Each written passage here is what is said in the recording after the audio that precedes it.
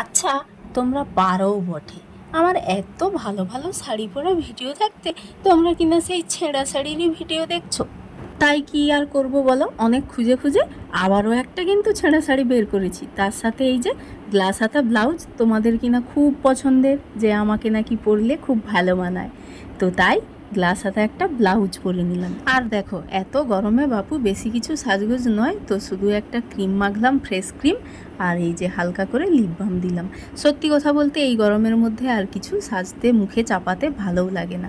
তো চলো, আমার সাজ কিন্তু মোটামুটি কমপ্লিটের দিকে। আর এই যে একটু টুকটাক গয়না পরে নিই, না হলে আর কি মানায়।